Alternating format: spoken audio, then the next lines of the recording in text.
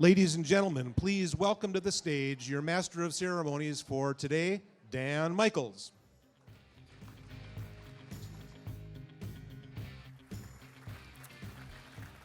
Good morning, everybody. It gives me great pleasure to introduce North Dakota State's all-time winningest men's basketball coach and a member of this prestigious hall since 2001, Mr. Irv Iniger, with our invocation. Irv? Would you pray with me, please? Our Heavenly Father, we thank you for your presence with us on this beautiful day. Lord, we have come together today to say thank you, for you have truly blessed us with these talented people. In Corinthians, it talks about, in a race, everyone runs, but only one person gets the prize. So run your race to win. To win this contest, you must deny yourselves many things that would keep you from doing your best. So let us resolve in this place to continue to do good. Install in us values that are lasting and purposeful. Thank you, Lord, for North Dakota State University and the people who have given so much to make it successful. We come back today to honor and to say thank you to those who have run the race with dignity and class. We ask you to bless this food and this meal that we are about to receive. In his precious name, amen.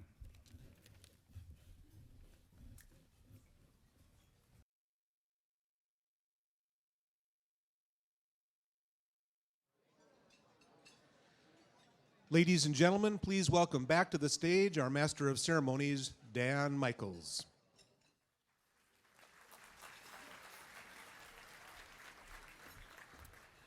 Thank you all very much. How about a round of applause for the Holiday Inn? Wasn't that a great lunch?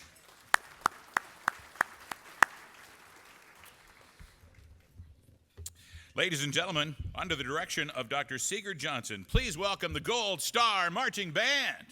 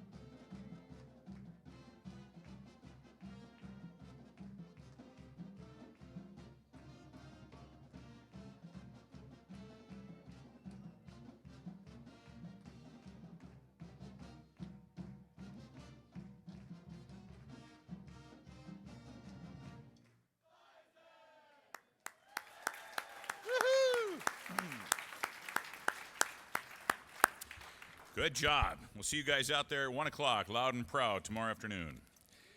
Ladies and gentlemen, I'd like to introduce a couple of important people to you today. It gives me great joy to introduce one of the greatest wrestlers in North Dakota State history.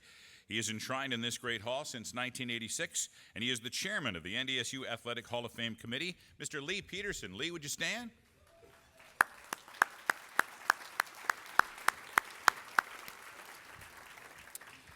Established in 1950 as a community-based organization dedicated to help raise revenue for the scholarships for student athletes at North Dakota State University, Team Makers has become an integral part of the success of NDSU student athletes. Ladies and gentlemen, the president of Team Makers, Mr. Terry Ludlam. Terry, would you please stand?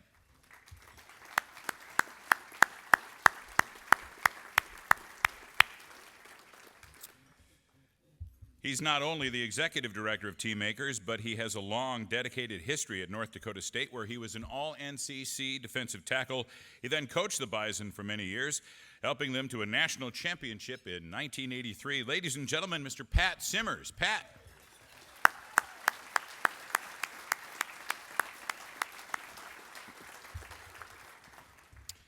This gentleman has had a career that is nothing short of remarkable, with an array of honors and distinctions.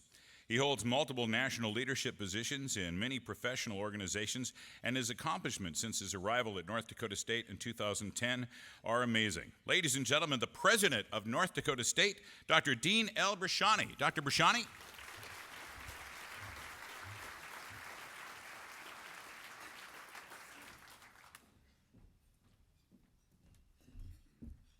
I thought the wrestling introduction was me. I didn't recognize that one. My simple message to you would be, for those of you from here, welcome. For those of you who came here, welcome back. But for all of you, welcome home. You epitomize a message I've been offering to a lot of different homecoming crowds over the last few days, and it's the notion of creating a foundation, and a foundation for something bigger than I think any of us could have ever imagined. And it really comes home to me when I talk to athletes that we're recruiting, and after they end up coming here, having gotten to know them during the recruiting process, oftentimes their parents as well. And I ask them, what was the tipping point? And it's invariably the notion of the culture of excellence at North Dakota State University. And it's not just about athletic excellence, it's about academic excellence, it's about social excellence, it's about graduating and going on to successful careers. And that's a culture that our recruits say permeates everything they experience when they come to visit this campus. And they know they're going to be competitive on the field, on the court, on the mat, on the track, but they're also going to be successful in life.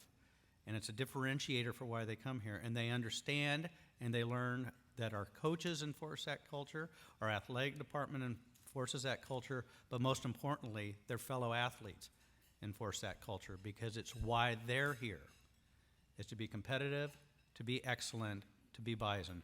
Thank you for the foundation you laid to make that happen. Go Bison.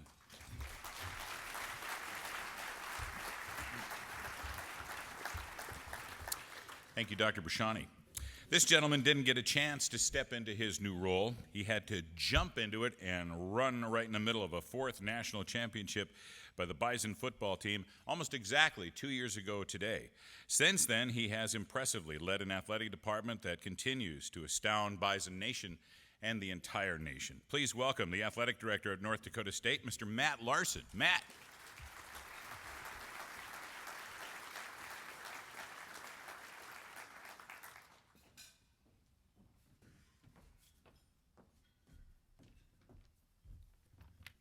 Well, thank you, Dan, and welcome, and thank you, everybody, for coming today. Before I make some brief remarks, there are a few people that I would like to recognize for their support throughout the year and for making this day possible. President Brashani and his cabinet, many of who are in attendance today, thank you for all your collective leadership here at NDSU. Your support of our student athletes, coaches, and staff is second to none. The Hall of Fame Committee, in particular Lee Peterson, Jeff Schwartz, Ryan Peralt, and Helena Johnston, thank you for your tireless efforts in making this day special for the inductees and an event that has become an annual homecoming tradition. The Gold Star Marching Band and Cheer Team, thank you all for being a part of the ceremony this afternoon, but more importantly, for your support of Bison athletics throughout the year, Sigurd and Verona, we appreciate and value the partnership. Athletic staff and coaches. This is a special group of people that I have the opportunity to work with every day. Their hard work, dedication, and sacrifices are what make Bison Athletics so special. Thank you. Current Hall of Fame members, your attendance here today means more than you know. After all, you are our foundation, our leaders, our history, and our tradition. It is great to have you back in Fargo. Welcome home. As many of you know, in the next 5 weeks, we will officially open the Sanford Health Athletic Complex and Shield Center. This has been a long process, but one in which the final result will be a transformational facility for NDSU athletics. One of the main attractions will be the new Hall of Fame area. Finally, we will have a Hall of Fame representative of the quality men and women that have called it home since the first induction class in 1972. As we prepare to celebrate a building that will take Bison athletics into the future, it is important to remember, recognize, and pay homage to the coaches, administrators, and student athletes that have built the incredibly strong foundation we enjoy today. The new Hall of Fame display does exactly that and more. Today we induct 6 new members and the 1972 National Championship Men's Cross Country Team into the NDSU Athletics Hall of Fame. This class has a long list of accomplishments. 10 All-American honors, a Harlan Hill Trophy finalist, 2 individual national champions, 6 team national championships, and an NFL draftee. This is an exclusive group. Not only have today's inductees excelled in their sport, on the sideline, or in the radio booth, but their diverse roles represent the level of excellence throughout Bison athletics. Whether it was individual efforts that garnered national success, or a group coming together as a team to reach the pinnacle of their sport, or a coach recruiting, teaching, and mentoring student athletes for success on and off the court, or a broadcaster that was welcomed into homes, cars, and combines to tell the story of Bison athletics. Each of them performed at the highest levels and are now a permanent part of the fabric of NDSU athletics history. Congratulations, Angie, Lamar, Jared, Shelly, Rhein, Kelly, and Scott, and the members of the 1972 National Championship team. For our senior student athletes in attendance this afternoon, the ultimate goal in college athletics is to not only prepare you for your 4 years at NDSU, but to prepare you to be successful for the 40 years after you leave. The people that you are about to meet exemplify that. They are role models of how to be a Bison, but more importantly, they are role models beyond their eligibility and their time in an NDSU uniform. Thanks again for joining us today. Enjoy the ceremony, and go Bison.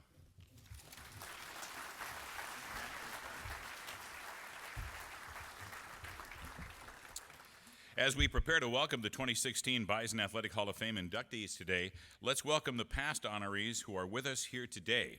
They include Lee Peterson, Danny Gilbertson, Bucky Mon, Michael Slack, Frank Esposito, Mark Sparrow, Jim Fergie, Peggy Stibbe, Colette Folstad, Julie Pashy, Jennifer Odette, Stuart Helgeson, George Thole,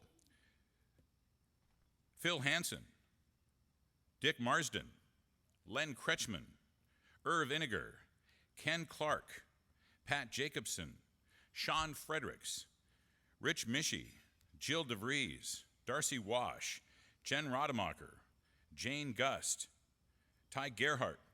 And if we missed anybody, we apologize to all members of the Hall of Fame that are here.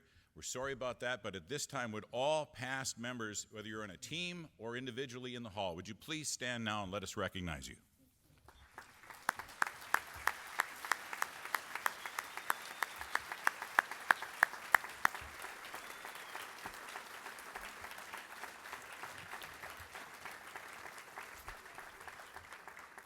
We are so proud of you, and we're so happy you're home for homecoming. This is a big deal, and it's at a high level, but at the same time, we want to have a good time and we want to have some fun today. So let's jump in and let's have some fun. When one chooses to attend college and play for one of the most prestigious athletics programs in the upper Midwest, there's always the chance you're going to make a little history. Through the foresight of the founders of the Bison Athletic Hall of Fame, we have the opportunity to delve into fascinating events and hear the stories of how legends are made. We have the chance to reminisce and reflect, taking a stroll down memory lane with former student athletes and coaches who were joined by a strong common bond known as Bison Pride. The Bison tradition is built around strong leadership, desire, effort, sacrifice, and teamwork. Understanding, developing, and applying these qualities have made our distinguished class of 2016 successful then and now. It's now time to usher in the 2016 class of the Bison Hall of Fame. It wasn't the case of a super effort by one individual, but was an outstanding effort by the entire team, said head coach Roger Rhein after North Dakota State University won the NCAA College Division cross-country meet on a cold and snowy November 11th, 1972 in Wheaton, Illinois, with Bison Mike Slack capturing his second individual championship. Slack, who the previous week finished second to South Dakota State's Gary Bentley, was believed to be ill earlier in the week, and Coach Roger Rhein questioned his ability to defend his national title.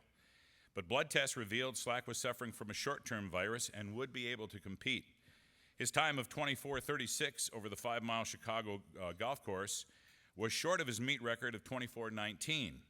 Rhein described the Chicago layout as a slow course. NDSU finished with 84 points, with South Dakota State giving the North Central Conference a 1-2 finish with 143 points for the runner-up spot.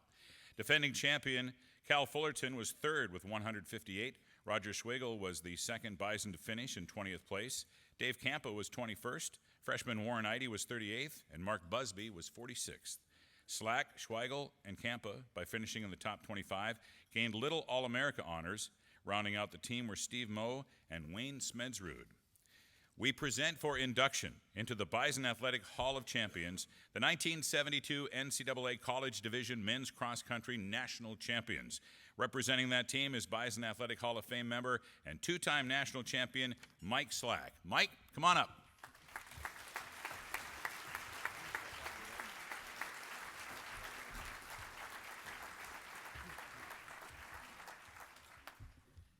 First off, I would like to thank the 1972 cross-country team. Would like to thank the Hall of Fame committee for this award, and I'm very proud to accept it on behalf of my teammates. Sadly, our coach, Roger Rhein, cannot be here with us today. But without him, we would not all have not come together. The road to this championship all started in the fall of '71, when the season came together with a second-place finish in the NCAA National Meet. At that time, second place was the highest placing by an NDSU cross-country team. At the start of our 1972 CC season, there was a lot of uncertainty about where our team would shape up to be, how good we would be after losing a couple All-Americans. We only had the national champion and an All-American and our fifth man from the previous year, but the rest were all unknown. Would we be able to find a strong fourth and fifth man? Our veteran runners included myself, Dave Campa, and Roger Schwegel. We were fortunate to have 4 new outstanding runners emerge: Warren Eide, Mark Busby, Wayne Smedzrud, and Steve Moe. Even though they may have been overwhelmed by the 2-hour runs, the hills, and more hills in Hawley, Minnesota, and dropped off 15 miles north of town only to see the new field house and knowing that was where our finish was. These guys were all willing to put in the hard work required to be competitive, and the end result was a national championship for NDSU. I am very proud to have been a member of this team, and it brings back lots of fond memories. Also, thank you, NDSU, for giving us all a great education and the tools to have a successful life. And now I'd like to introduce those members of the team, and I wish they would come up here, please. So Warren Eide, Dave Campa, Roger Schwegel, Steve Moe, Mark Busby, and Wayne Smedzrud. And this is your 1972 cross-country national championship team.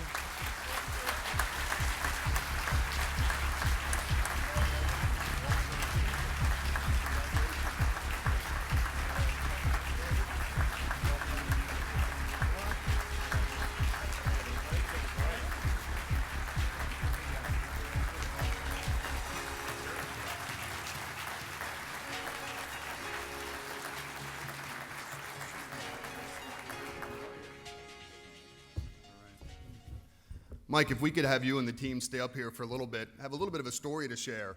So as I mentioned earlier, in a couple weeks, we're going to open up the Sanford Health Athletic Complex, and as part of putting together our new Hall of Fame, what a great opportunity to celebrate our 25-team national championships. Not many schools across the country at any level can brag with that sort of number. And so one of the things we wanted to do in the new Hall of Fame area and display was to be able to showcase the 25 national championship rings. And so as we were going through and getting duplicates of each one, we noticed we only had 24 out of 25. And the one that was missing was the 1972 national champion men's cross country ring. And so today, a little bit late, 40 years later, we would like to present you with a national championship ring. Mike?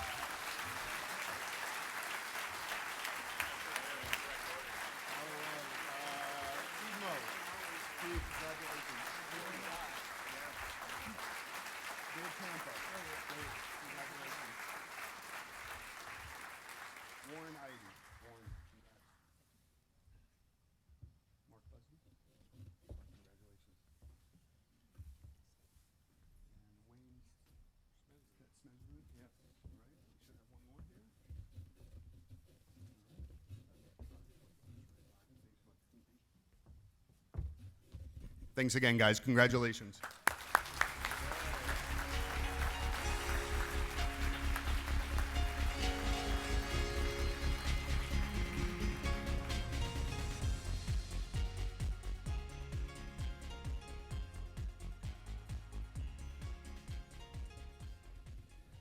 Congratulations, guys. That had to be a neat deal. Get your rings. The man who called 5 North Dakota State University football national championships, 3 top 25 men's basketball victories, and described countless other my oh my moments, was taken away from us way too soon on February 25th of this year after a 4-year fight against melanoma. He joined the NDSU broadcast team in 1996 with WDAY before moving to KFGO in 2010. In addition to his game day duties, he hosted the weekly Bison feedback call-in show with NDSU coaches and read the inductions for the Bison Athletic Hall of Fame ceremony today. Consummate professional, he delivered descriptions of Bison wins and losses in the Division II years, as well as the biggest moments of NDSU's rapid rise to prominence in Division I, including men's basketball wins at Wisconsin and Marquette, and an NCAA tournament victory over Oklahoma. Also the play-by-play voice of the Fargo-Moorhead Redhawks Independent Professional Baseball Club the past 10 years. He was an avid baseball fan who came to share a nickname with the New York Yankees legends Mickey Mantle and Roger Maris, the M&M Boys at NDSU, where he and longtime colleague Jack Michaels, who called men's and women's basketball games together in the days of the Division II doubleheaders Friday and Saturday nights. Ever since I was a little kid, being a broadcaster always intrigued me, he told the Minot Daily News in a 2011 interview. A 1976 graduate of Minot High, he was a member of the Minot High Symphonic Choir and the Change of Pace Singers, a pop singing group. He spent 1 year as a music student at Minot State before attending Washington State on a full tuition scholarship and beginning his sports broadcasting career. He was the Montana Sportscaster of the Year during a 3-year stop as Montana State's play-by-play voice, and he also called games for Idaho, Eastern Washington, and Pacific Lutheran before spending 4 years at the University of North Dakota from 1992 to 1995. He was a 2004 recipient of the North Central Conference Ed Kolpak Media Award in recognition of his contributions to the conference and was the 2010 North Dakota Sportscaster of the Year. Accepting on his behalf is his brother, Vice Admiral Mike Miller, who recently retired from the Navy after a 40-year career of flying jets, driving ships, serving in the White House and on Capitol Hill, and finishing as the 61st Superintendent of the United States Naval Academy. The gates of the Bison Athletic Hall of Fame proudly open for the incredible Scott Miller.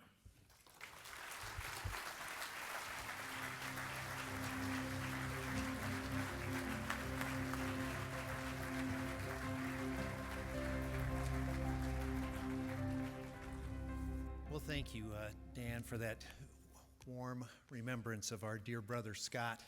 If I look a little bit like him, the poor man was cursed with my appearance.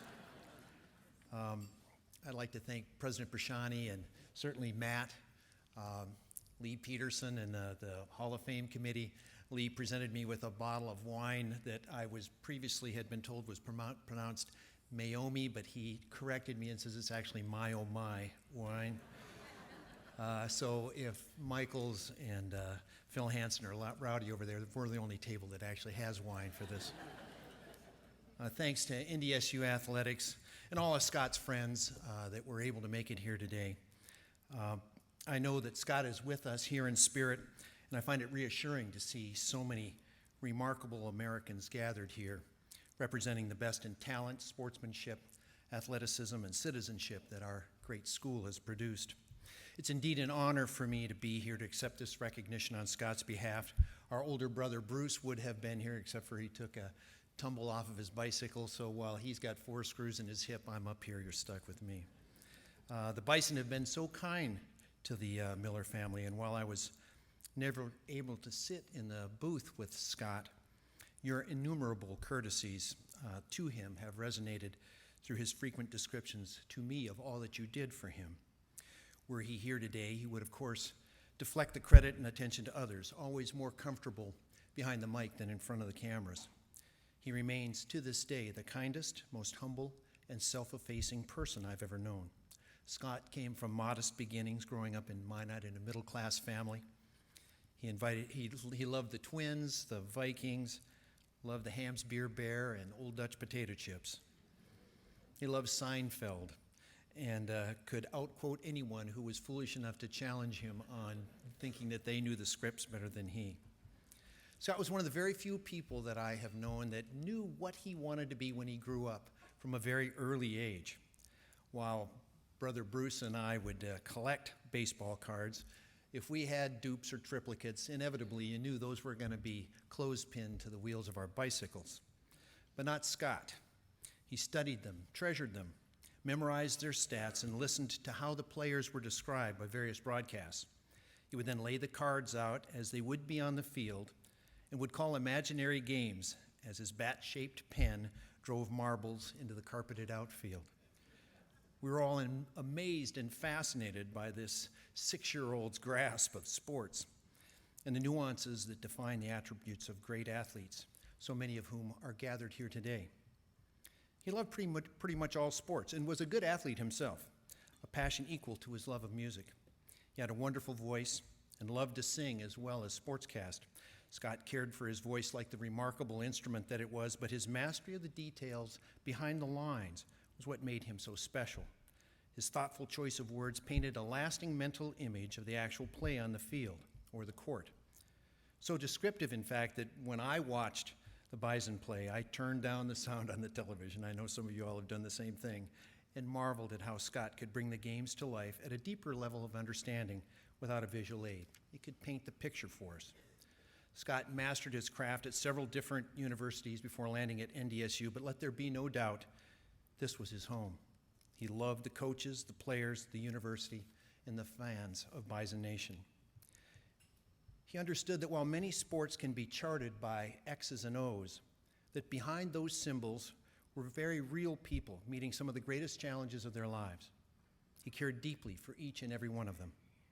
Most especially, he cared for the fans and his friends and understood that many hard-working North Dakotans, South Dakotans, Minnesotans, for them, his play call was the only way for them to keep up with their favorite teams.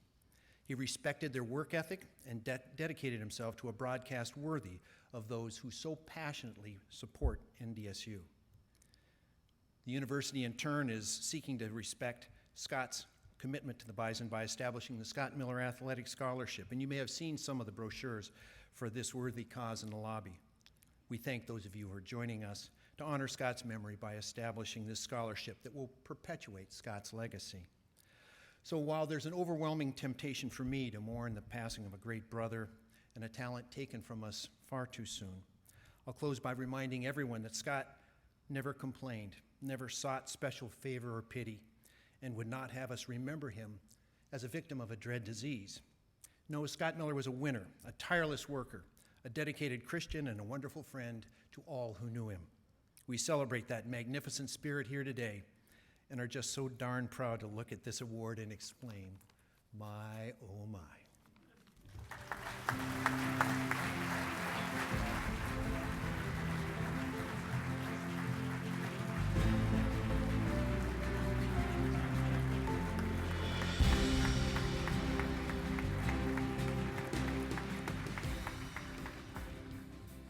fortunate enough to be at the same table with the Admiral today, and having slammed my Bayliner into the dock a few times on windy days out at Detroit Lakes, I said, "Mike, how do you park an aircraft carrier?" To which he said, "Very carefully." Cool under pressure, this young woman anticipated every move and calculated every possible outcome in forming one of the top coaching tandems in women's college basketball. She teamed up with fellow Purdue University graduate and Hall of Fame head coach Amy Ruley in 1986 to guide the NDSU women's basketball team to 5 NCAA Division II national championships and a pair of runner-up finishes in 8 trips to the NCAA Final Four. The Bison compiled a 542-122 record, good for an 81.6 winning percentage during her time on the basketball court. NDSU won 10 North Central Conference titles over 19 seasons. She coached 6 Kodak All-Americans, 4 NCAA postgraduate scholarship recipients, and a pair of Honda Division II Female Athlete of the Year award winners. She has served as the Associate Director for Athletic Academics since 2009 and oversees the classroom endeavors of over 400 student athletes, as well as the coordinator for football and softball teams. She documents NCAA eligibility for current athletes as well as incoming transfers, writes NCAA reports, supervises the athletic academic staff, and meets regularly with current student athletes. While in her current position, she has received numerous awards for service to student athletes, among them the prestigious Blue Key Doctor of Service for outstanding service and commitment to the university, community, and our state. Not surprisingly, she has also received the inaugural Student Athlete Choice Award presented at the Green and Gold Gala in 2015. A native of New Paris, Indiana, she received her bachelor's degree in physical education with a minor in biology, along with her master's degree in biomechanics from Purdue. She was a 4-year letter winner for the Boilermakers and was co-captain as a senior. She was inducted into the Indiana Basketball Hall of Fame in 2007 and the Elkhart County Sports Hall of Fame in 2006. The Bison Athletic Hall of Fame welcomes to the Gallery of Greats, Kelli Layman. Kelli.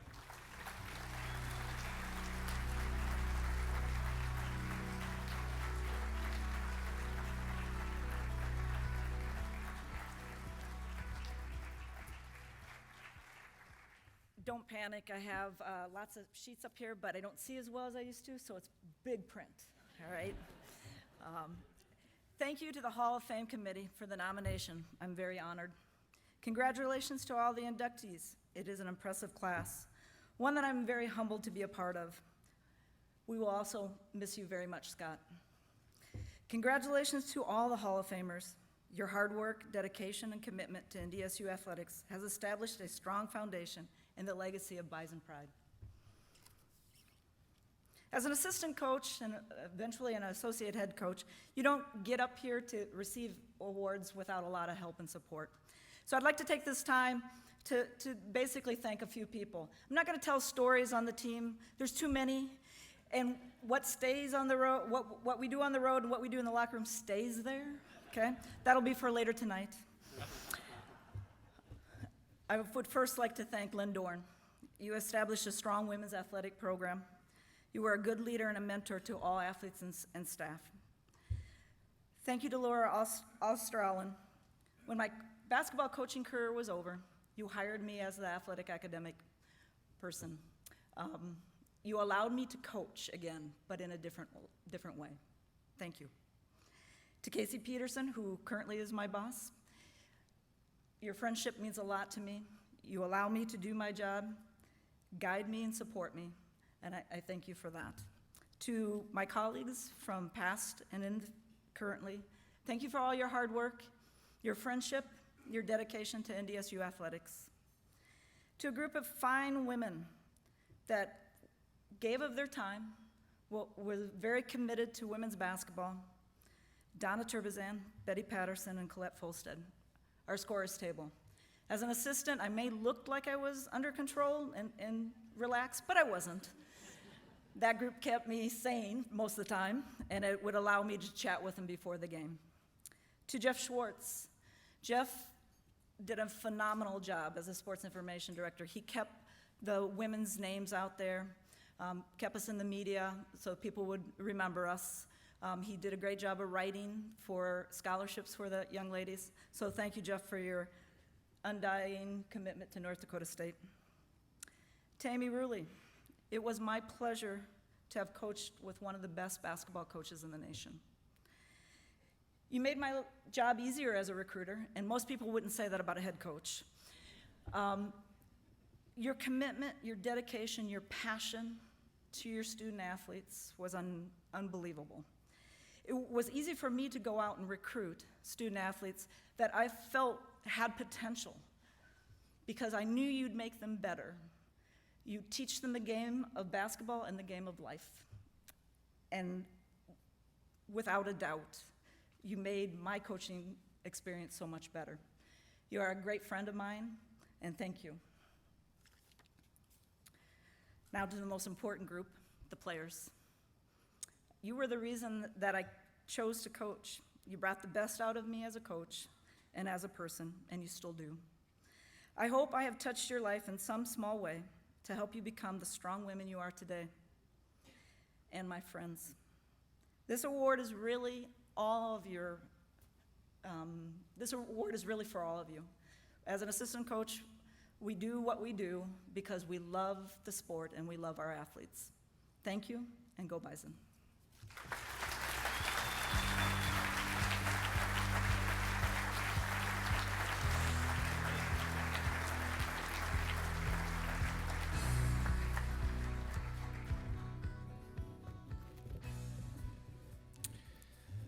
A rough and tumble individual rebounded from a knee injury to become the 1995 NCAA Division II champion at 190 pounds for North Dakota State University. He was a three-time Division II All-American overall for Hall of Fame head coach Bucky Maher and the Bison. Placing third in 1998 and fifth in 1996, he was a member of the 1998 NCAA Division II National Championship team and was also a student assistant coach for the 2000 National Champions. A four-time North Central Conference place winner, he claimed the 1995 NCC title at 190 pounds. Named to the 1995 Amateur Wrestling News All-Freshman team, he finished his NDSU career with an 82-31 record, including a 31-8 record in duels with 19 pins. He was a state champion for Fargo South High School and earned North Dakota's Mr. Wrestling Award. He finished with a 97-17 record for the Bruins and also served as an assistant coach for South in 2001. He was inducted into the North Dakota Wrestling Hall of Fame in 2009 and the Division II Wrestling Hall of Fame in 2016. He graduated from North Dakota State in 2001 with a bachelor's degree in physical education with coaching and health minors. He started working for UPS in 2001 and was promoted to his current position as Fargo Hub Supervisor in 2005, where he is in charge of all warehouse operations. He and his wife Marissa reside in Fargo. He enjoys traveling, camping, and helping coach his nephews in wrestling. It's time to inscribe the name of Ryan Wolters into the roll call of the Bison Athletic Hall of Fame. Ryan.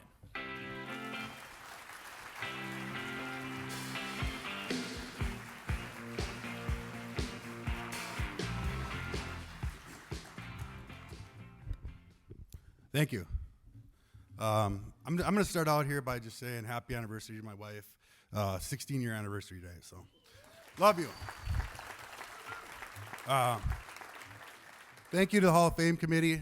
Thank you, Jeff Schwartz, Lee Peterson, Bucky Maher, Jack Maher, and I know there's more, but thank you to the Hall of Fame committee. I appreciate it.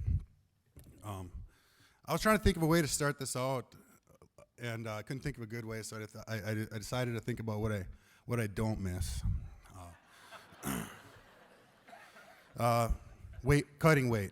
As a wrestler, cutting weight's kind of a way of life, and I was about as bad at it as anyone could imagine. And I was the guy that after making weight for a tournament or a duel, 2-3 days later, I was 25 pounds overweight already.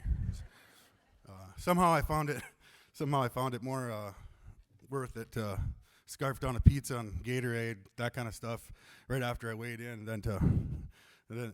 and not think about all the pain and frustration it was going to cause me the next 2-3 days later. But so anyway, I drove Bucky crazy with it. I was horrible. I mean, he'd catch me on the bus, hiding a submarine sandwich in my bag, and he'd see, I wouldn't even see him coming. He'd pop out of nowhere, and I'd be pulling it out of my bag, and he'd be right there, and Wolters, what are you doing?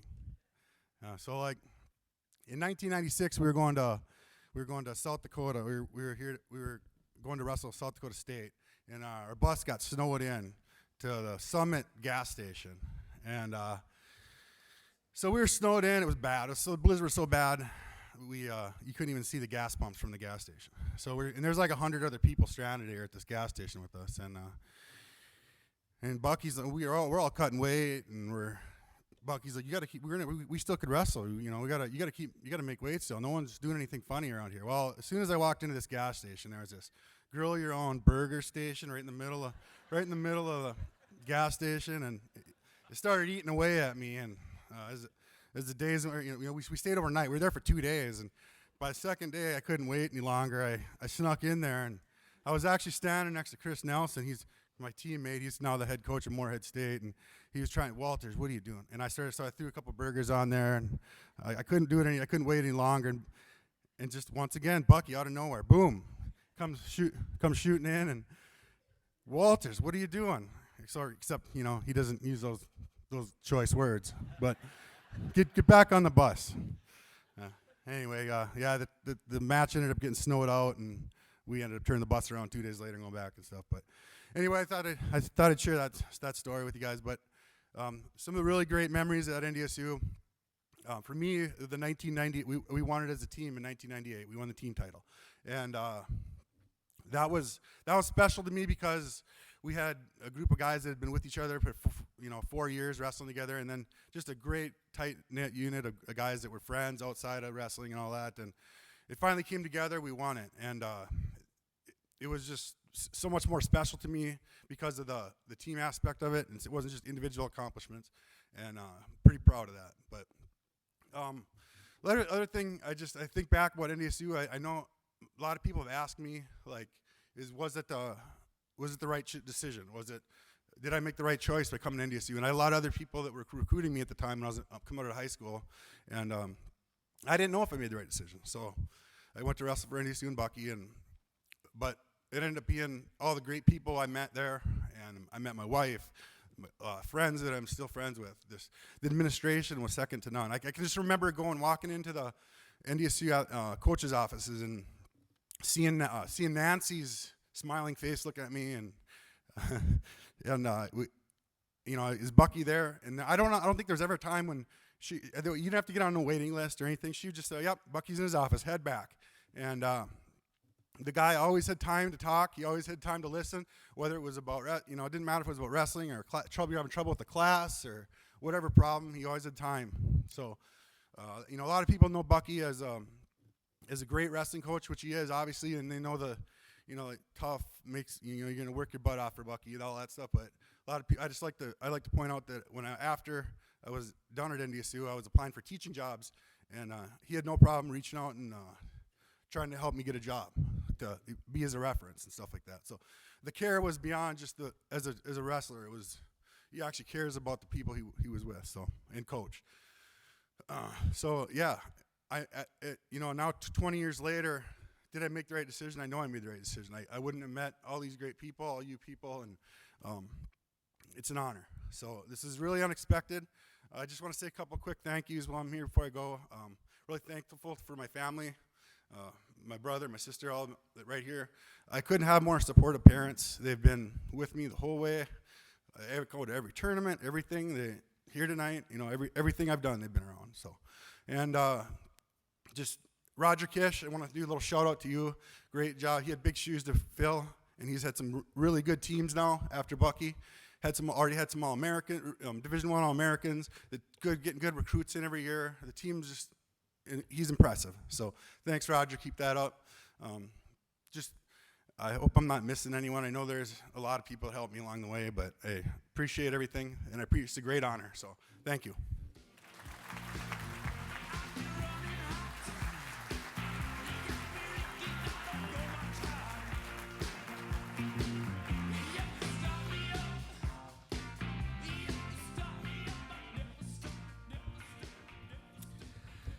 I was cutting weight a little bit today, too. I gave my dessert to Phil Hansen. I feel thinner. She combined personality and power to become a two-time American Volleyball Coaches Association Division II All-American for North Dakota State University, earning first-team honors in 1992 and second-team in 1991. The individual honors were many for this Bison middle hitter. She was named to the 1991 NCAA Division II National All-Tournament Team and was the most valuable performer of the 1992 NCAA Division II North Central Regional. She was also a three-time All-North Central Region and All-North Central Conference selection. During her career, North Dakota State won 4 conference regular season championships, 3 conference tournament titles, and 3 NCAA North Central Regional crowns. Nationally, the Bison were runner-up in 1990, in third in 91, and finished 5th in 1992.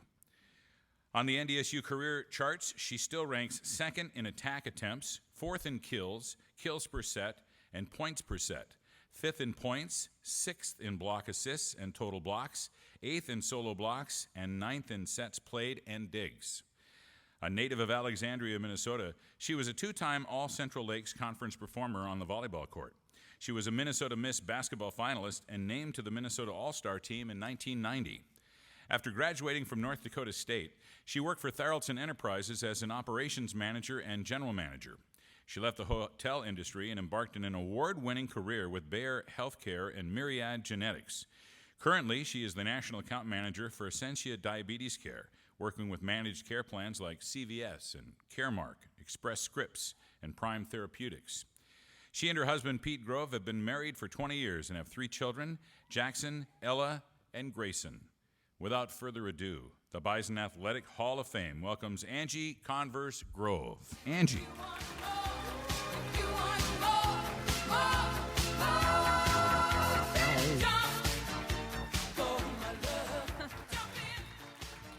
Good afternoon, everyone. It is an honor for me to have the opportunity to speak about the impact that being a student athlete at NDSU has had on my life.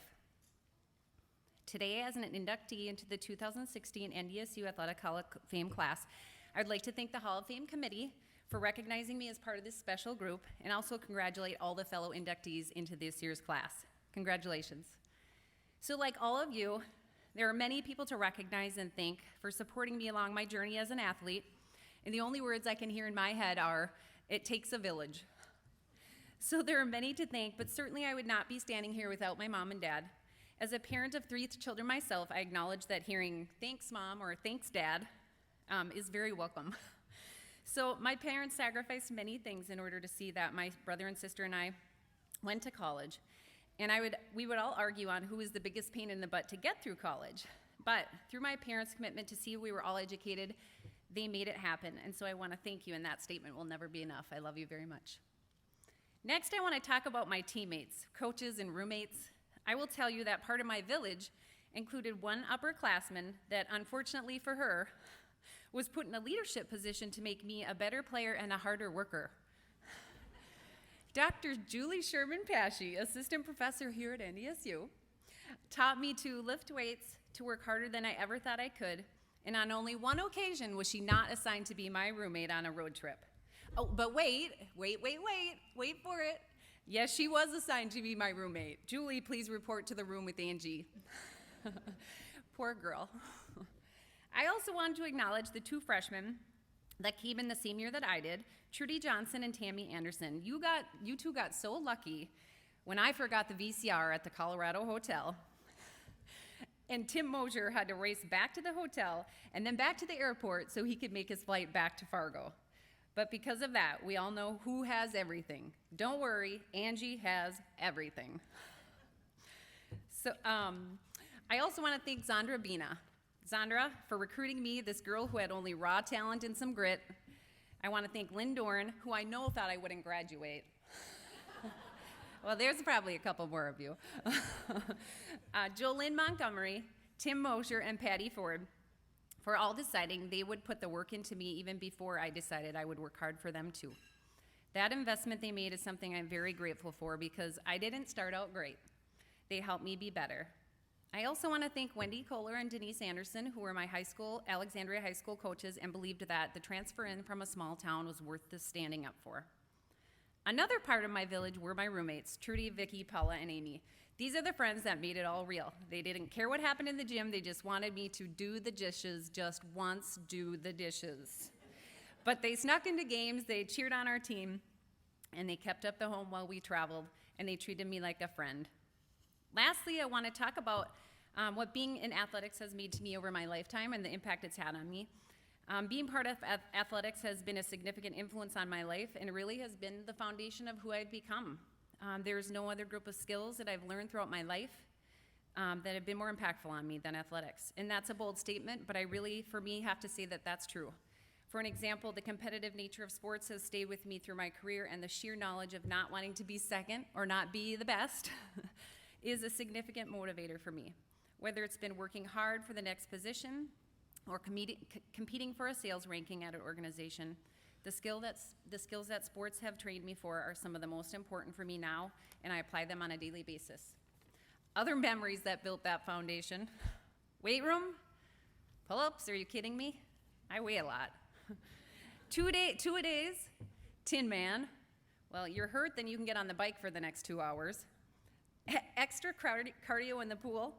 Finish the mile in less than 7 or show up at 6 a.m. for extra cardio. No swimsuits. Well, Donna says you can dunk tank anyway. Are just a few of the experiences that helped me grow and develop into someone who would be a good leader. When I reflect on those experiences and memories, it always makes me laugh. And throughout that, even though things were difficult, we still laugh. We laughed last night, we laugh today, every time we're together, we laugh. But why do we laugh? It's hard, it was painful sometimes. We were bruised, we were battered. But I think maybe that's part of the experience as an athlete too, not taking yourself so seriously that defeat can ever beat you. No matter what you face in life, this really translates to, even if it looks like defeat or failure, it's really an opportunity to improve, to get better, to be better than the last time. Before I close, I'd like to thank my husband, who is the #1 person that makes me better. Our kids, Jackson, Ella, and Grayson, for taking time out of their so very busy teen and grade school schedules. And my sister and her husband, Brian, former officer and ROTC alumni here from NDSU, and their girls, my roommates, Trudy, Paula, Tammy, Vicky, and Amy, for being here today, and my Bison alumni volleyball teammates, who I would never have known without them letting me into their old lady volleyball team. And by the way, we won all the time. And all of you gals who came before me at NDSU as players and came after me, you are all special, and you are all Bison, and that makes you special, and I'm so glad to be part of this special family. Go Bison.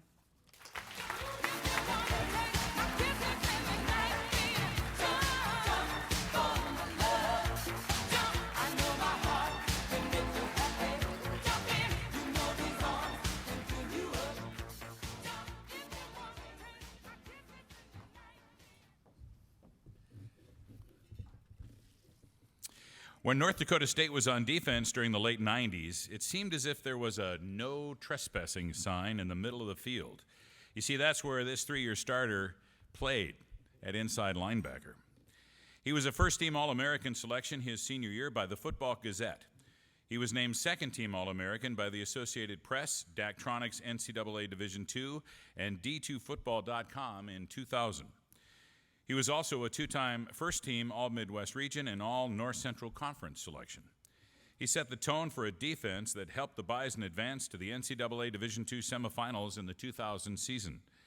He led the team in tackles in each of his last 2 seasons, finishing with 78 tackles in 1999 and 62 in 2000. In high school, he played in a pair of state football championships as a junior and senior for former Bison Dan Smeeker at St. Mary's High School in Bismarck. Not surprisingly, he was an all-state and all-conference tight end and linebacker in high school. He graduated from North Dakota State in 2001 with a bachelor's degree and went into financial services with New York Life. Currently, he owns and operates Maher Financial Group, a financial advisory firm in Fargo. He and his wife, former Bison women's basketball standout Beth Bu Maher, reside in Fargo with their 4 children, Annabelle, Emelise, JT, and Sylvia James. The gates of the Bison Athletic Hall of Fame are proud to open for Jared Maher. Jared. You know you make me wanna kick my heels up and throw my hands up and talk, throw my head back and talk. Come on now, don't forget to say you will. Don't forget to say. Hello, thank you for all being here. I want to thank the committee, of course. Hopefully by the end of today, you'll all know how special this is to me. I want to thank a lot of my teammates who traveled a long distance to get here. I want to thank the rest of the inductees. What a great class to be a part of.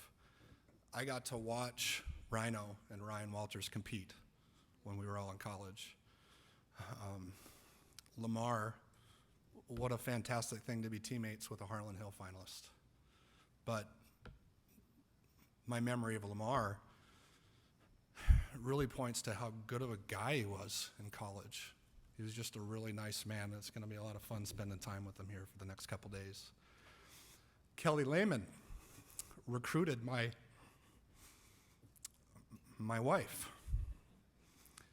And getting to marry Beth Bew will always be my finest accomplishment. And my grandma, Betty, recorded a lot of my games on the radio using a cassette player. And getting to hear Scotty Miller shout your name has to be one of the best things a person could ever hear. Most successful athletes have coaches that were an integral part of their career, and I want to talk about two of them. When I came into St. Mary's in high school, I was more into baseball and basketball and even tennis, if you can believe that, than I was football. But seeing the type of program that Schmeeks ran made me want to be a part of it.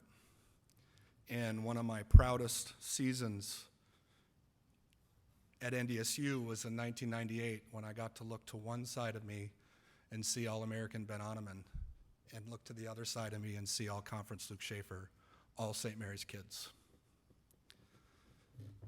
The next coach I want to talk about is a guy by the name of Casey Bradley, now known as Gus.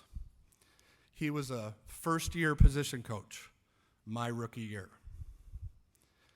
His ability to connect with people is beyond anything I've ever experienced. And any of us that know him very well, there's no surprise to us that he ended up being a head coach in the National Football League.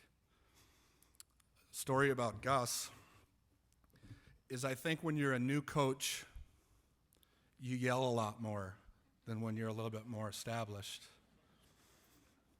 But you don't yell at the established guys. You're trying to build rapport with them. And then as you get a little bit older, you probably quiet down because you don't need the other coaches to hear you yelling. And then obviously as he's moved into the NFL, he probably doesn't yell at professionals as much. So I say with certainty and an enormous amount of pride that Gus Bradley has yelled at me more than he's yelled at anybody in his entire life.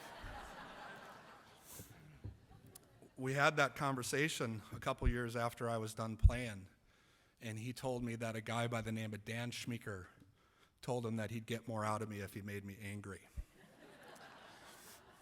I don't know about that. Rocky Hager was the coach that recruited me, and we got to experience 1 year with Rocky before he moved on. I remember coming on a recruiting visit, and they'd offered me a partial scholarship, and I said yes, because I wanted to be a Bison. But there had been other schools that had offered me more money, and my dad, although I know he wanted me to be a Bison, was looking out for his boy and had conversations with Rocky. And I remember being in high school, probably in one of my art classes, I got a call that there was a telephone call for me, and it was Rocky Hager on the phone, telling me that they had decided to increase what they'd offered me. And it was very moving, and I'll never forget it. And I think that the only reason why he would have done that is just to make things a little bit easier at home. He had to know I wasn't going to be a fighting hawk. So that's the only thing I can think of.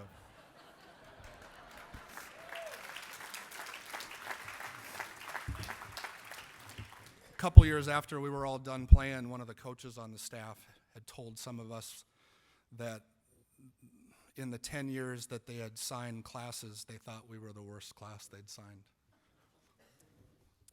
Well, I played with 4-year starter Clint Jelstead, 4-year starter John Simchenko, four-year starter, a walk-on in corner, Matt Swanson. Several other 2- and 3-year starters, 5 all NCC academics. Overall, great men, good leaders. Even the folks that were on special teams or didn't get to play filled a role that ended up being a class of 17, the largest class since 1990.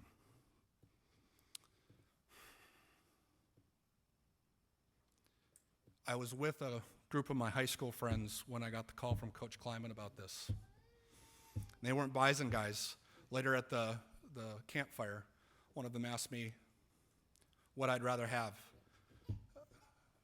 an induction into the Hall of Fame or be on a national championship team. I remember he wasn't a Bison guy, so I didn't think I needed to tell him that that was the stupidest question I've ever been asked in my life. So I just said national championship team, but that wasn't what I wanted to say. What I wanted to say was this. I guarantee you that any player on the 1997 team that was given individual honors would give them all up to just have one referee in Maryville, Missouri not blow an inadvertent whistle. I guarantee you that every player that got individual awards in 1999 would have given them all up for one more quarter against Northern Colorado.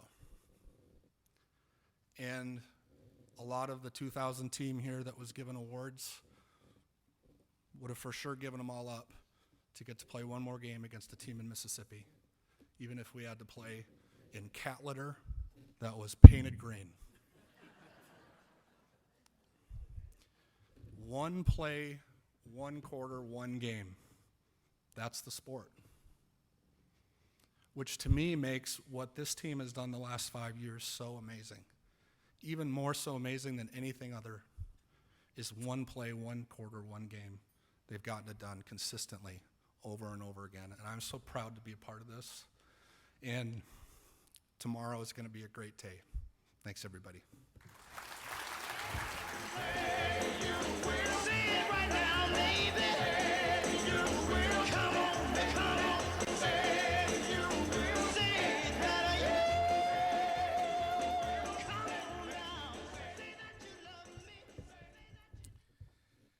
Kaboom was the sound associated when this young woman's bat met the softball and echoed by her dad during 4 productive seasons for North Dakota State, resulting in the 2000 NCAA Division II National Championship and a pair of Louisville Slugger National Fast Pitch Coaches Association Division II All-America honors.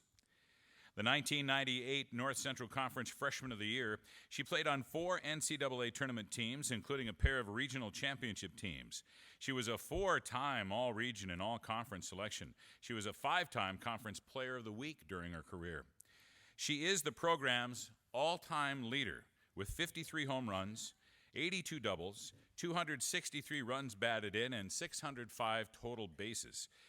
She played in a school record 80 games in 1998 and also holds the single-season marks with 30 doubles and 168 total bases. On the NDSU career charts, she is still listed among the top 10 in 16 different categories. Following her career at North Dakota State, she played on a USA athletic softball team coached by Darren Mueller and Jerice Olsen that toured Belgium and Holland.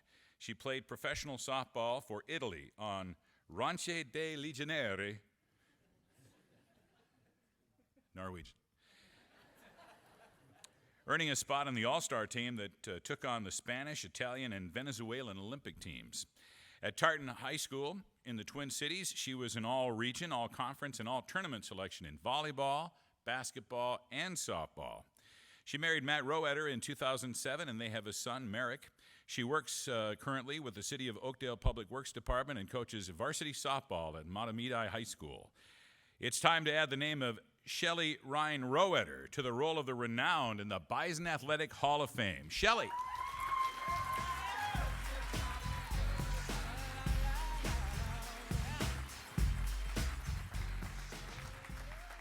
What he didn't say was, for the 4 years here, not once, not ever, did I know the signs. Sorry, Mitch. If I got a bunt sign, I wouldn't know. If I got a hit and run, I wouldn't know. I'd look to the on-deck batter, which was usually Sally, and I'd be like, she'd go, no. I'm like, if I did miss a sign, I usually got a big thank you because I had missed the bunt, but I'd still score the runs because the ball went over the fence. But 38 years ago today, I started this journey called life. I had many failures and successes that have made me who I am today. I've busted my butt day in and day out in this game of life. Everything I have done, I've given it my all. Determined, strong-willed, passionate, big-hearted are just a few terms people have used to describe who I am. The biggest challenge in that journey was moving away from my family to North Dakota to attend college and play softball, all on my own. Little did I know, I was leaving one family to join another, the Bison family. It started in the dorms, my dorm family. Coming here today, seeing faces that I haven't seen since I left here in '01.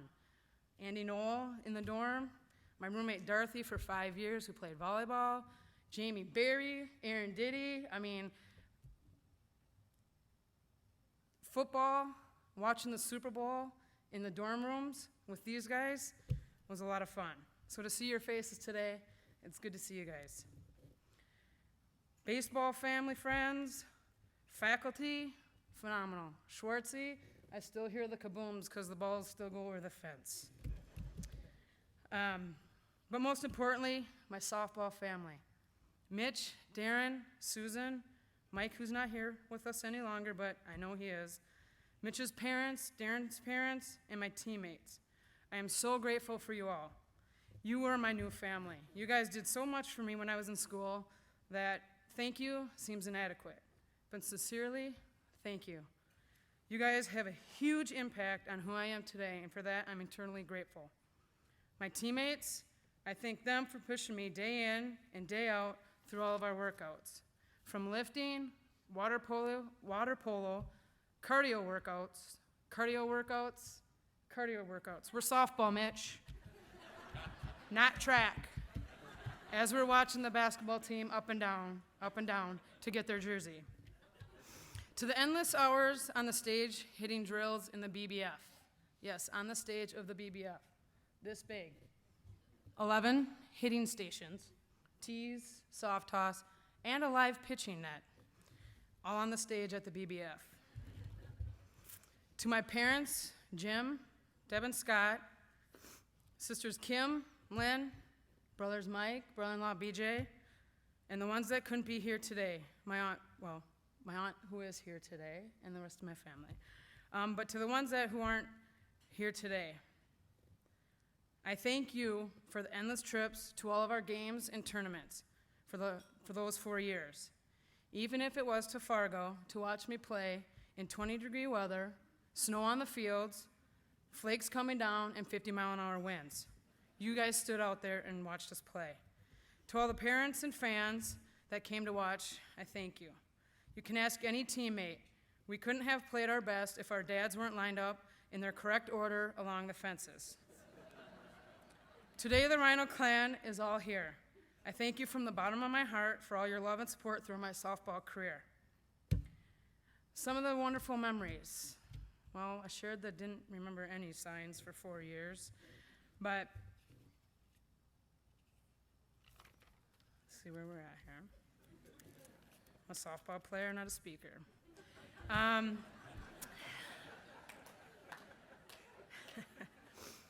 I'd have to talk about when we won the national championship in Georgia. The first thing I could think of besides hugging my teammates was to go and make my phone call to my sister from a payphone because she was listening to our game on dial-up. But because dial-up was so slow, I just ran to the phone, was able to call her and let her know that we won.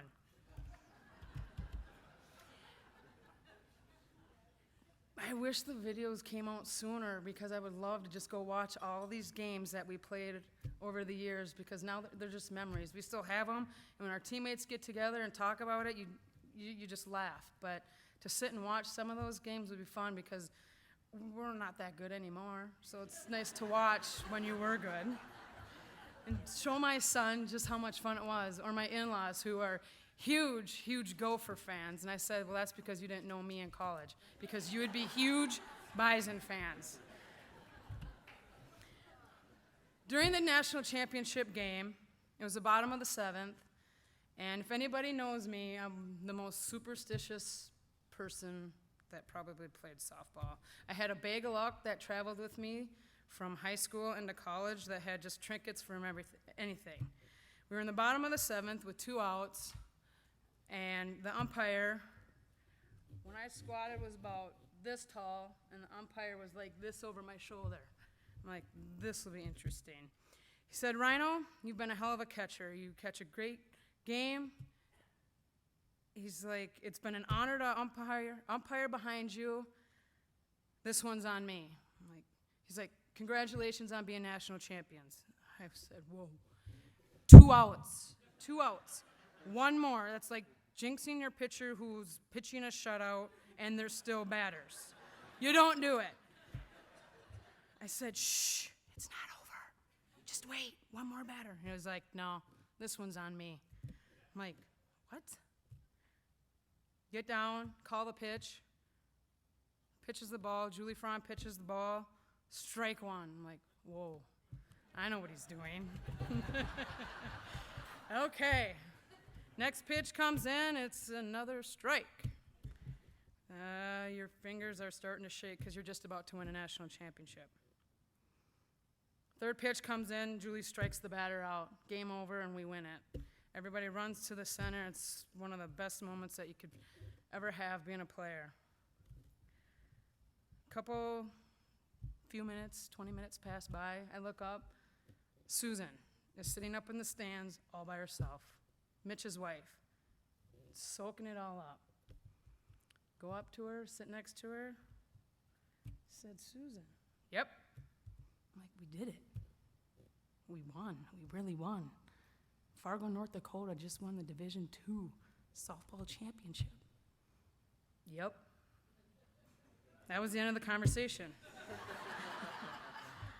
But it's one I'll always remember because it was just special to me. But there's a lot of memories, a lot of fun times, and I wouldn't trade it for the world.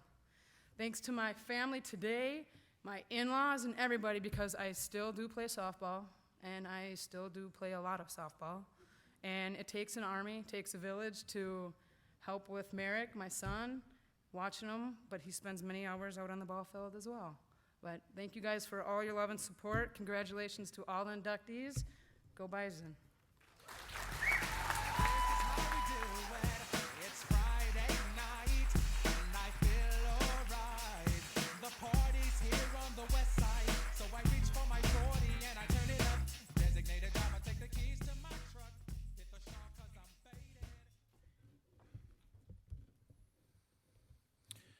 Combining power and speed, this halfback proved he was on the fast track when he was carrying the mail for North Dakota State from 1998 to 2001.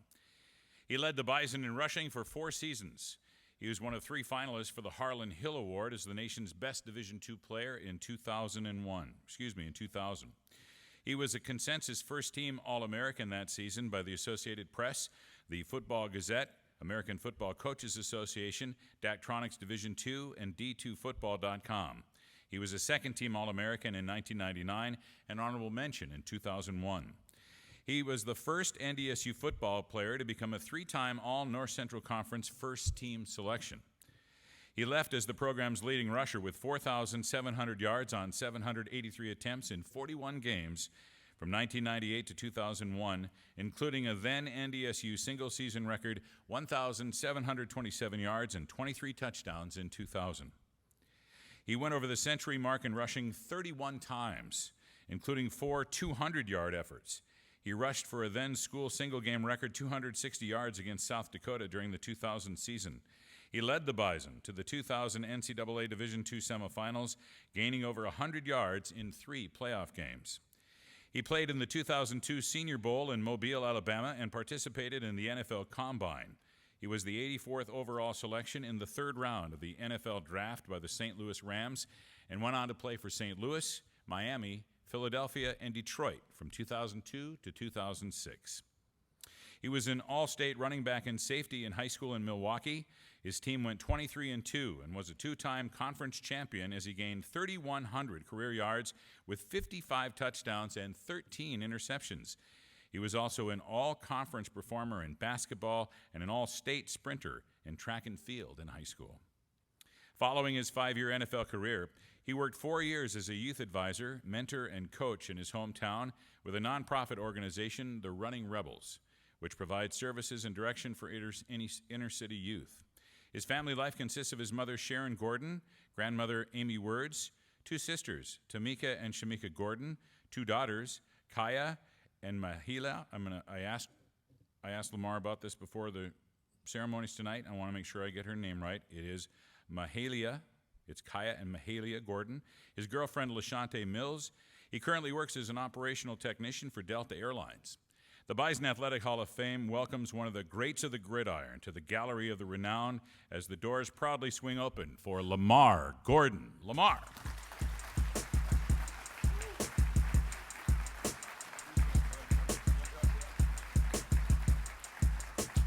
Here we go. Just bear with me, people. I've been working on the speech for a month. Pretty much not going to use it. I'm just up here. I'm going to talk to you. My Bison family here, man. I start seeing these faces, start remembering my times here. My family here, proud, and actually real proud. You know, I don't really take time to be proud of myself, man. I enjoy making everyone else proud, but it's a great accomplishment, man. I'm happy to be back. Don't laugh at my stuttering and loss of words and everything, but I'm just excited. But let me get started. First of all, I want to thank the Hall of Fame committee, the NDSU as an institution, and of course the Bison Athletic Program, just for taking a chance on me and coming to the city of Milwaukee, giving me the opportunity to come up here and put in work and just be part of the Bison family.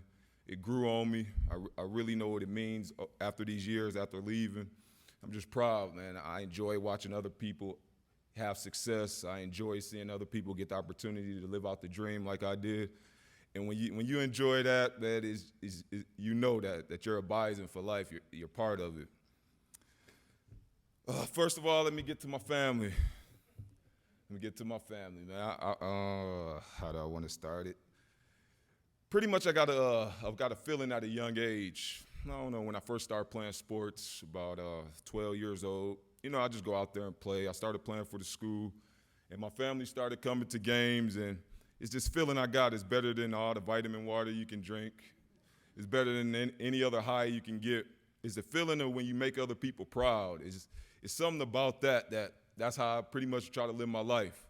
When you walk in the house, how to introduce other people up to you, like, this is my grandson that does this, or this is my nephew that does this, or my son, little Marty, the one that type stuff right there, that's what I live for. That's what makes me go. That's what makes me push as hard as I can go. I like other people bragging on me. I don't really have time for it. I mean, it's good, but I like other people. I like other people to enjoy it. That's how I'm cut. That's how I was made. My mama right there, I mean, we bump heads like siblings. I love that woman to death. She made me hard. She made me say what I feel, say what I think, and she made me who I am. And I love her for it. We're gonna keep bumping heads until we both out of here, but that's how much I love her. And that's what it's gonna be. My granny right there, she hold down the family. I mean, we loaded up that Roadmaster station wagon with my granddaddy Frank. He left us a few years back. Yeah, that's kind of hard on me, but we're gonna skip over that. I don't want to cry up here. But we loaded up that Roadmaster, drove that 9.5. With them it was like 12 hours, but it's really 8.5 hour drive when me and Mike used to do it. But with them it was like 12 hours. They offloaded me up in Fargo, North Dakota. They trusted this community, this city, to take care of their boy. I'm like the first person to go to college for my family, playing sports and everything, and y'all didn't disappoint, man. I gotta say thank you to everybody, all the support. I love my time here. It was the greatest 4 years of my life, and I played in the NFL. It was still the greatest 4 years of my life here in Fargo, North Dakota. My family still talk about Still talk about the times that y'all treated them like celebrities. They couldn't wait to come up here with the green T-shirts on and all the extra stuff, but they still talk about how great of a city, great of a town, great of a university, how everybody treated them, and we still talk about it to this day. I skipped over everything, man. I wrote down some stuff, so let me try to catch up. But anyway, I appreciate the love. I don't want to leave out everybody else. I'm not going to be up here name dropping like that, but all the support, of course, my daughter, when she was born, pretty much changed my life. Now I got to worry about one person when she was born for the rest of their life, and my other youngest daughter couldn't make it. So it kind of changed you as a man, but, you know, you just try to do the right thing. You try to stay focused, try to make sure you're around, especially when you have daughters. I don't have a son yet, so I feel weird having daughters and make you want to make sure you stay around until at least they get to adulthood, and then whatever happens after that, I can live at peace. But other than that, I love y'all to death. My girl, she wasn't part of this ride we went on, but she came later. Now she can put the faces to all the stories I tell about all my Bison family, my Bison teammates. That's how I'm going to address them. That's my Bison family and my Bison teammates, and that's what it's always going to be. And when I get into that a little later, but thank you for coming. My cousins, my grandmother friends, pretty much my aunties, everybody, they supported me. When I walk in the room, they light up. So I feel good. It's like, hey, we all family. We all went on this ride. I appreciate everything. So I'm going to get to my Bison teammates and my Bison family now. I'm not going to sit up here and throw thanks around for Jeremy Lord, Grant Gilbertson, and Lil Ryan Simmers making a cloudy situation clear for me on any ISO play. I'm not going to talk about how Clabo just cut through the line and clean off any backside linebacker for me. I'm not really thankful about that stuff. I'm not thankful about Nelly sprinting 50 yards across the field, making sure he hit the safety so I could hit the seam and look at the fans while going to the end zone. I'm not thankful for Peck, you know, one of the best tight ends I ever played with at any level, even though they turned him into a tackle when he got his shot in the league. I don't know why, but I'm not gonna thank him for reaching a wide nine technique, giving me a two-way go, and that's all she wrote once you do that. I'm not gonna talk about John Savchenko and Paul Keller coming together, just blowing up any 1 or 3 technique and pretty much giving my fullbacks a chance to do whatever they want to do, and then I get all the glory. I mean, we all know football, man. We know how it works. I can't get yards without my dudes doing what they do. So I'm not going to sit here and give those old cliche running backs the thanks to my teammates, man. I mean, that's my family, man. I do my dudes a disservice doing that. But I am thankful for a lot, man. I was 6'1", 170-pound, slim dude from city of Milwaukee, man. I was fast. I had some talent. I came up here, man, my first game, they gave me the shot. Everybody trusted me. On the first carry, actually, in 9 and 7 in practice, I fumbled. So it was kind of weird. I think might have been Ben Alderman that hit me. Somebody hit me. It was kind of, I don't know why they did me like that, but whatever. I fumbled the ball. Everybody hollering at me, get on up. I'm like, okay, whatever. Like, you got to understand, this was different to me. I see people. I'm like, damn, these dudes is kind of big. Like, everybody just was big. I'm like, I guess I belong, but the first game I went out there, I kind of embarrassed myself. I had like 14 carries, 28 yards. They gave me the start right away. So, you know, of course, when you have a bad game, you're limping around like something's wrong with you. So I always remember this because my college roommate, my best friend, man, I had a lot of support for him and his family, man. With my family, they got me through a lot of days up there. We was some broke college dudes. Yeah, we wasn't getting the envelopes what people think. We was broke, man. We was calling home to get pizza ordered from their credit card, and we just act like we was them when they came. But anyway, I limped up to him after the game, and his uncle, I think he passed away a few years back. He was like, what's the matter? I'm like, oh, no, man, my ankle hurt. He's like, ain't nothing wrong with you, man. Your feelings just hurt. He was like, better days to come. I'm like, yeah, whatever.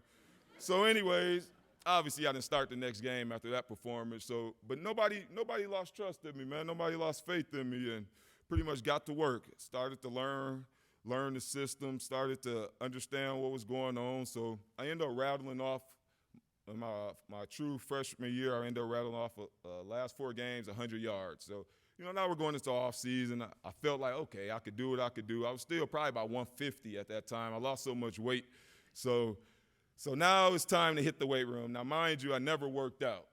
I was in high school. I did what I did, and it's time for me to get on the bus and go back home. So I never hit the weight room. So now it's time to get better for next year.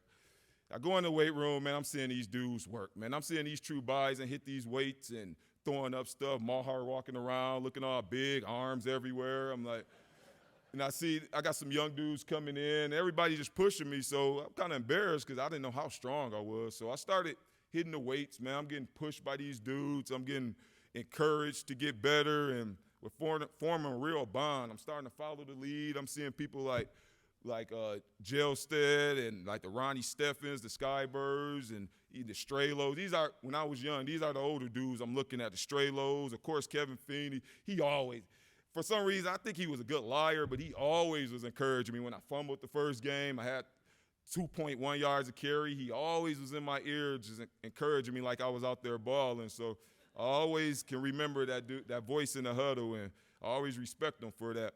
But anyway, the offseason, I'm in the weight room and waking up. Now I'm excited to get to the weight room. I'm going extra to the weight room because it's something I realize, like, man, if these dudes doing it, I got to follow them. I got to learn how to be a Bison. And pretty much I didn't know what I had. So I started getting bigger a little bit. I'm going home. I'm hearing whispers in the family. I hope he ain't on steroids and all that stuff. No. Too scared my heart to stop. I don't play with the drugs. I don't want to die. That's just me. But anyway, so now I'm getting better. I'm getting pushed. And the sophomore year come around, I exploded. I went for 14, maybe 1,500 yards. And now it's just like, okay, my Bison family, my Bison teammates showing me the way, man. That's what I'm thankful for. Now I pushed even harder. Now the fourth quarters come. I can't go anymore. Fourth quarters, for all you that don't know, is pretty much 5:30 in the morning workouts. Pretty much nobody in here probably could do it if you didn't experience. It's one of them things that I don't really know how that makes you a great football player, but obviously it did. But I just couldn't go anymore. It's one of them things like, man, I just had 1,500 yards. Like, if I walk out, they can't really cut me or whatever. So, but then I looked over there and saw this little blonde-haired dude, Billy Ehrenberg. He looks weird, looks like a murderer a little bit. I'm watching him, and he's just actually laughing at this little workout. So in the back of my mind, I'm like, if Billy laughing at this, I have to be able to do it. So now I changed over, and I went crazy. I'm finishing it out. And that's pretty much what I mean by these dudes push me. I'm real quiet. I'm reserved. I don't really say too much. But on max days and everything, when you're trying to get weights and you seeing your Bison family in your face, like, Lamar, you got it and all that stuff, you just look up like, really, it's too heavy. But I'm going to try to get it. Then all of a sudden you did get it, so it's like, man, okay, this is working, man. I mean, is this what being a Bison is? I'm wearing my gray cutoff shirts, like, oh, my arms is poking out a little bit. So all that being said, like, you know, I do some interviews here and there, and they ask a lot about football, and I don't give credit for that stuff we did on Saturdays. I expected them dudes to do that. They expected me to do that. They expected me to be great, and I had no choice but to be great. I was a Bison running back. Man, this school has history of running backs and quarterbacks. When they ran the veer, you might as well call the quarterbacks running backs. That's the records I was chasing by quarterbacks that ran the ball. So pretty much what I'm saying is, all my guys and everything, man, just stick your chest out. Stick whatever you want to stick out. Tell your kids when you're older. Tell your kids that you're part of all this, man. You're part of the success I had. Not the stuff on the field, but the way you took me as a skinny little 18-year-old and boosted me into a beast of a running back as a man. It gave me the chance to be a professional athlete, man. That's what you should be proud of yourself for, and I'm proud of you, and I'm thankful for it. Let me tell one story. This will sum it up. This will let you know how serious, how much trust, how serious, how tight I am with my Bison teammates. Pretty much all you people here know about Detroit Lakes. It's a little place we go to. You know, it's some lakes. It's a little, I think it's Otter Tail. You know, I play football. You never know. I might have forgot. But it's the Otter Tail. We get our little inner tubes together, tie them up together. We get our cooler full of vitamin water, you know, that good stuff, Gatorades, whatever, all that good stuff. And we sit and just float down this little river. Don't worry, it wasn't deep. I could swim, but I'm not the best swimmer. But it wasn't deep. I could walk in this water. But anyway, we chill. We have our drinks, and we float down the little thing. And it's little oasis we stop at, and we hang and whatever. There's other people that do this. So So when I got there, I was just sitting there. Of course, I always get a guy that had a little bit too much vitamin water every once in a while come up to me. First thing he said was, "Man, I think you're all right. You're not that great of a running back." I was like, "Oh, here we go." I was like, "Man, I appreciate being all right, man. I didn't even think he was going to give me the all right." He was like, "Nah, you're pretty fast." He was like, "Why do you think there's not that many black quarterbacks?" I was like, "I don't know, man. I play running back, but Warren Moon was pretty decent." You know, I'm kind of laughing to myself. I'm like, "It's one of these guys. I'm going to have to cut this conversation short." So he was like, "What I think is, what I heard is black quarterbacks isn't that smart. So that's why most of you guys play skill positions." I was like, "Yeah, I guess so." I kind of turned to give him, to catch myself because, that's kind of uncalled for. When I turned back, the dude wasn't there anymore. I kind of looked, I heard a little rumble. All my Bison teammates, my Bison family escorted this man out. Every part of his body hit the ground on the way out. I don't know where they got the permission from, but I was telling him, "Oh, no, Lamar, he disrespected you. You sit back." I'm like, "All right, I don't got nothing to do with it." All of a sudden, the man was on his way. So once I saw that, man, I just kind of shook my head like, damn, my family, they really trust me, man. They really believe in me. They really respect me as a man. And we all got this common goal. I mean, that's what it is. It's to play football here, win games, win championships. We should have played at home in that playoff game Maher was talking about. I don't know what the people was thinking about playing on that stuff. But anyway, all I can say is I love them to death. They helped me where I got to, and don't you ever think I forgot about y'all, man. Y'all know how I am. I'm always to myself. I'm always thinking forward. But I know what it took to get where I got, man. And that's from y'all, man. I respect everything. And, man, once a Bison, always a Bison. And I'm out of here. I appreciate it.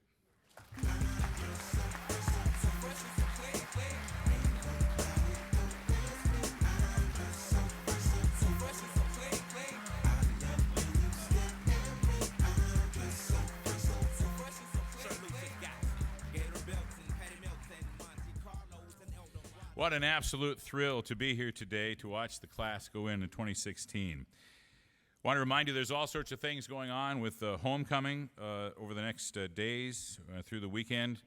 Most importantly, the kickoff, 1 o'clock on Saturday afternoon up at the Fargo Dome, loud and proud. Before we exit today, I'd like you to all stand and join in with the NDSU Concert Choir in the singing of the NDSU alma mater, the Yellow and the Green.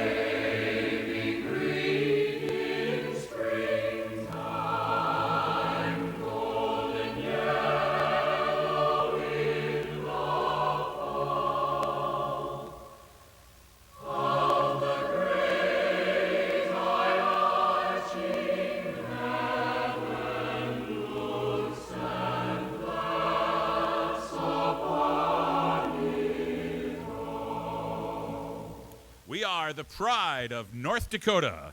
We asked the 2016 Bison Athletic Hall of Fame inductees to meet at the stage to take a couple of photos. Homecoming parade begins at 5:30 tonight on Broadway in downtown Fargo. Horns up. Go Bison.